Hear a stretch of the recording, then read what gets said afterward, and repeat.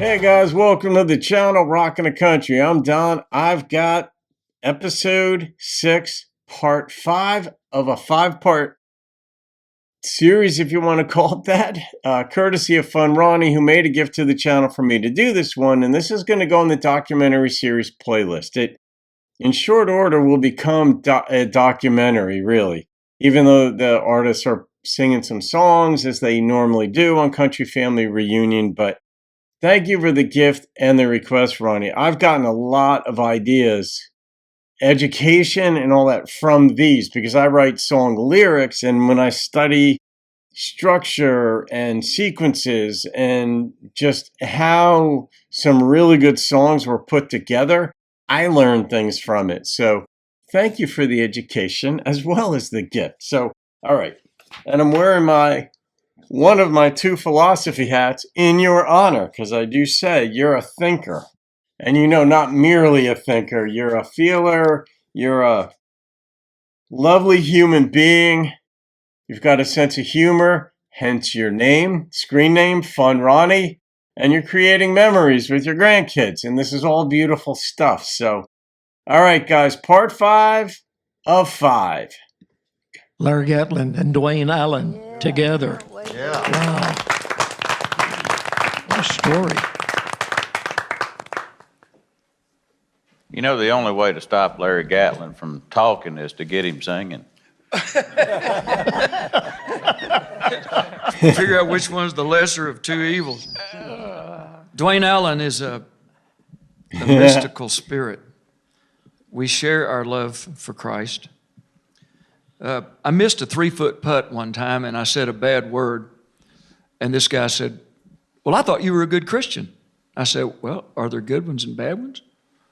"I don't know. I guess if there are, I'm probably the bad kind, but I'm kind of the litmus test for mercy. You know, if God can love me, he can love y'all. Have got a good chance. You know what I'm saying?" I know this. I know that arthritis is God's way of answering your prayer to live a long time. So come on, fingers, and do this. No, Dwayne told me something one time. Somebody had written an article, something, I don't even know whether you remember this, about competition in country music and the groups and stuff. And we've never felt that. We've never felt that. And Dwayne and I talked about it one time, and he said, root for everybody. All right. Dwayne is in the Oak Ridge Boys, and Larry Gatlin, obviously, the Gatlin brothers. He said, if you root for everybody, Yep. every Monday morning when you read Billboard, you're going to be happy. That's right. Because one of your friends has a hit record.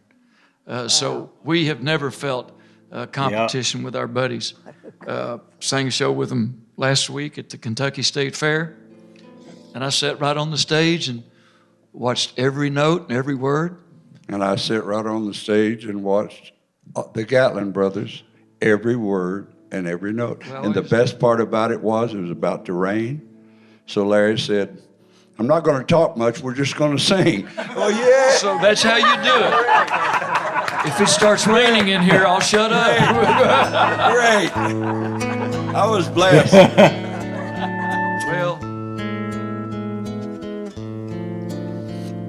That's country music family in a nutshell. Support. Just in time to save me from me.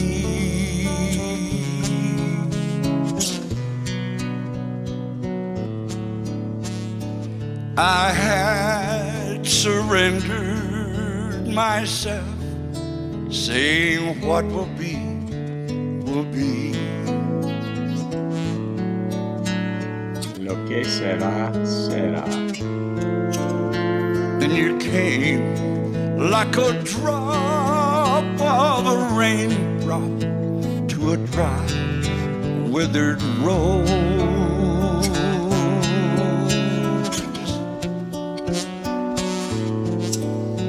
You happened to me just in time. God only knows.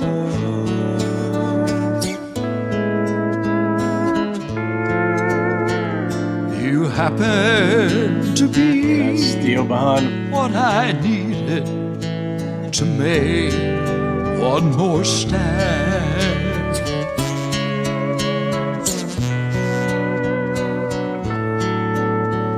I lived my life like a fool. My foundation was sand.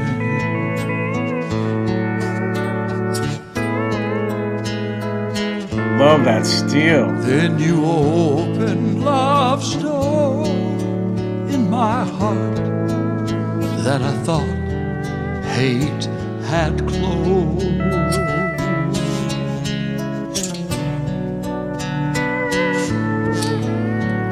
You happened to be just in time. God only knows.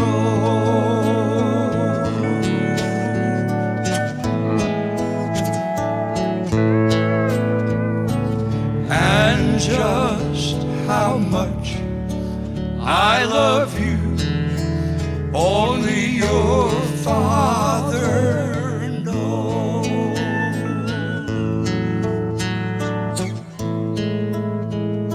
There's a serenity to this. It's just beautiful. Isn't that great? Great song, Larry. My favorite lead singer. So good. Larry Gatlin and Dwayne Allen. Wow. I love the fact that the song can be taken the two different ways. Get to the last line. Yeah. God only To the last knows. line. Only your Father knows. Yeah. That's great writing. That Coming from certainly is. somebody who knows a little bit how to write a hook in a song, thank you. Thank you. We all have listened to Bill Anderson. All of us songwriters in here. Somebody said a while ago, everybody in here who writes songs and says they haven't learned from Bill Anderson, you're lying. We appreciate you. We You're very respect you kind. very I much. love you. Thank you. Country's Unbroken Circle. Mo Pitney. Yeah. You represent a whole new, young, There you go. vibrant part of country music Momo. that we need because you are traditional. You came out of bluegrass. You have deep roots in our music. And you came to Nashville, and I know because I saw some of it firsthand, people tried to get you to change.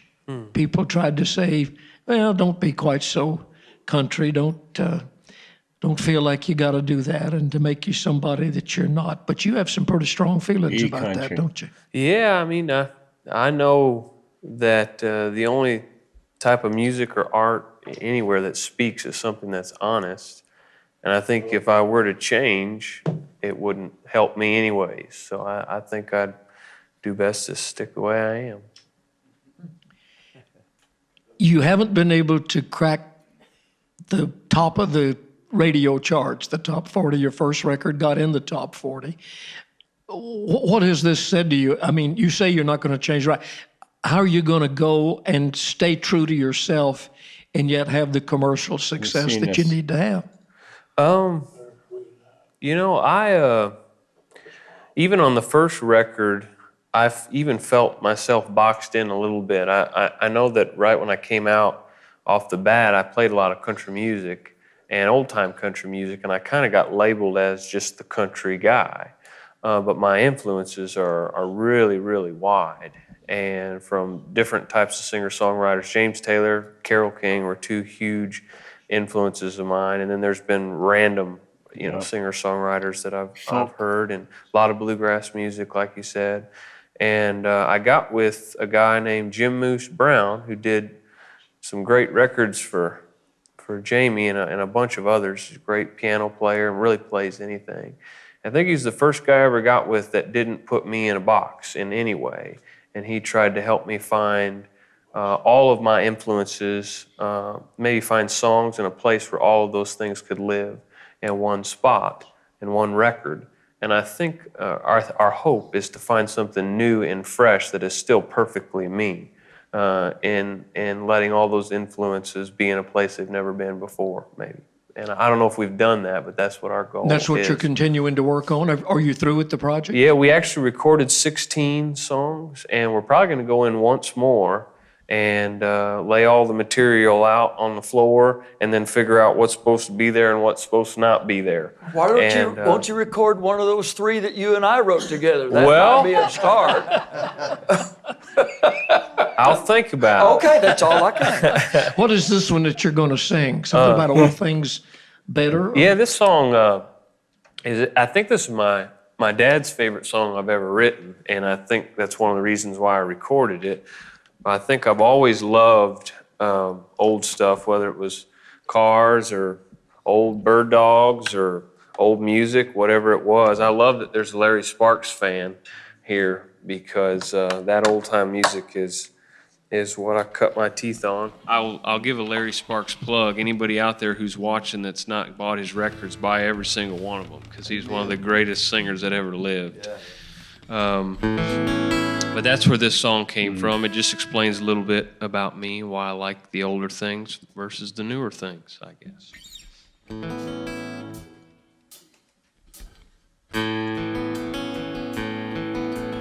I haven't done anything by Larry Sparks. I'm going to have to look that up.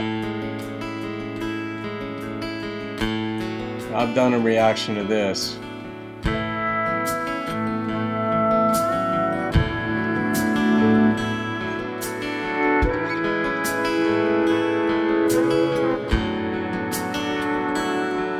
Got a closet full of brand new jeans that just don't feel as good to me as this wholly worn out pair that I've got on.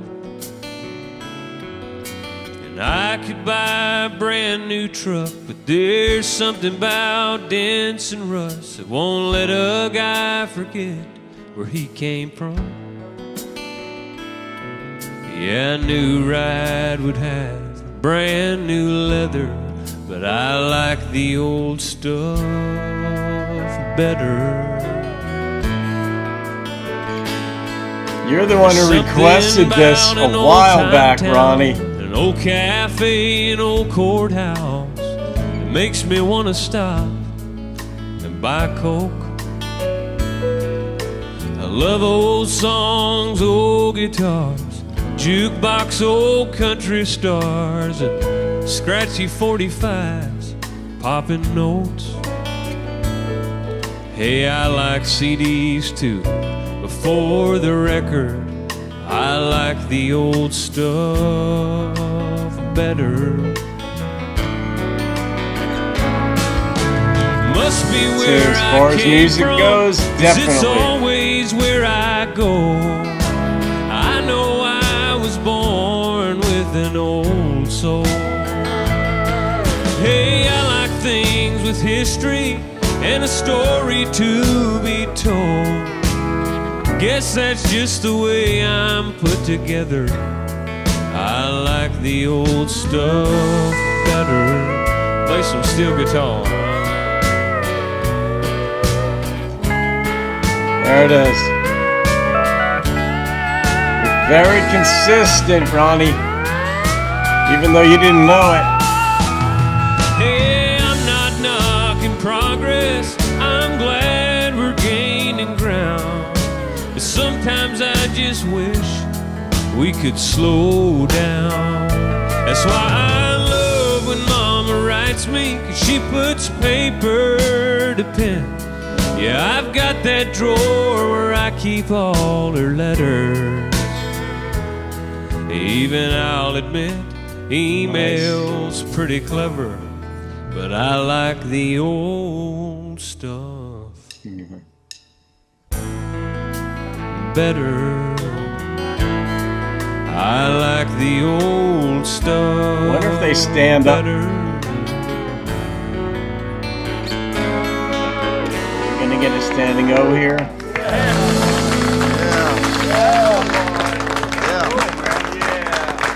I think you not just yet. talked to all of us, Mo. Hey, well, Bill, you know, in that Yep. lyric, it has about the old soul. The first time I wrote with that Yes. young man, I told you when we were writing songs, I said, I met a young guy. I said, he's 24 years old, and he's an old soul. He's 65 at 24. His name's Mo Pitney. You got to write a song. And that's what I was talking about, young man. Absolutely. I mean, Bobby the old Tomlin and I soul. said the same thing when the three of us got together and wrote Mo's first record called Country. We need to take a break. We'll be back. Country's Unbroken Circle moves on. Come back with us. Yeah, I would love to write with Mo one day, but I've said this for several years now since seeing Tia Goins. I mean, I saw her first on the channel 6-7 years ago. And I said, and then when I saw Mo, I said, and Mo has the top 2 most viewed videos on the channel. And the number 1 viewed one has almost 400,000 views, right? 398,000 something, because I looked it up a little while ago. And he and his sister Holly were doing a Jeannie Seely cover right at their grandparents' kitchen table. It was impromptu. It wasn't on a stage. It was literally in their grandparents' kitchen. And there was some noise in the background. Maybe there was somebody walking past. It was just so beautiful, and they just knocked it out of the park. And I think it was Don't Touch Me was the song. And then the second most one was Mo. Probably doing Who's Gonna Fill Their Shoes. Now, I think he did that at the Opry and some years back and knocked it out of the park. Mo has it going on. And I just said, you know what? When I got so hooked on traditional through doing this channel, I said I would love to see Tia and Mo perform together. So I don't know what I'm going to do down in Nashville. I don't know if I'm going to get into promotion. I honestly don't know. I know I'm going to keep doing reactions because I love doing these things, and I want to do these with artists just to have fun picking songs, the brains of the songwriters and all this, but assessing, analyzing, and reacting to songs, whether it's the instrumentation. I'd love to hear what somebody like Mo or Tia or any one of the artists that I want, Kelly Lang, people like this, what they hear. Because I'm not a musician, but I know they've been in the studio, for thousands of hours doing stuff. And they're like, I don't know if we should bring that in. Or I love to sit down with producers and people who work on the mixing boards. Like, that's an area that I would love to understand better, just to understand it and do reactions on the channel for you guys. But the songwriting process, that's where it begins. It starts with an idea, like Larry Gatlin was saying to Bill in the end there. He goes, there's this young guy. He's got an old soul, 65 going on 24. You got to write something with him. And, Mo does his own thing. I think Mo's from Illinois. I'm in Sugar Grove, Illinois right now, as some of you guys know, before I head down to Nashville. But Ronnie, this was wonderful. And it happened twice on this episode that you had requested something a couple years ago maybe, and it wound up showing up again in here. And I don't know if I've done that song by Mo before, courtesy of you, because I looked that up too. And I don't know if it was the same version as Mo did here, or if it could have been at Larry's Country Diner, or it could have been just on his album. I don't know. But lots of fun. So that goes in the documentary series playlist, people. And you can thank funRonni for these. It's just enlightening. It's history. It's our future, hopefully, as far as keeping traditional storylines alive, keeping the steel, keeping the patience, keeping the songwriting style alive. It's not going to take over contemporary countrified rock, much of which is coming out of Nashville. But to get it to return, and I'll say this, CDs took over for vinyl for 25 years. And guess what? Vinyl is back. And in the last 6 or 7 years, I think vinyl comprises something like 10 to 20% of the physical music sales volume out there. So it made a comeback. Bell bottoms made a comeback. Holes in jeans made a comeback. Stuff makes comebacks. Stuff makes comeback. Does that even make stuff makes comeback? Sure. That's what it is. And that's what we're rooting for here. A bigger influence from traditional. So, Ronnie, thank you, my dear. Thank you for being on this journey with me. And there's plenty more to come as we get going. So, from one philosopher to another, thank you, Ronnie. Have a great day, folks. I'll see you on another video and keep rocking the country. Hey, in progress. I'm glad we're gaining ground. But sometimes I just wish we could slow down. That's why I love when Mama writes me, 'cause she puts paper to pen. Yeah, I've got that drawer where I keep all her letters. Even I'll admit, email's pretty clever, but I like the old stuff better.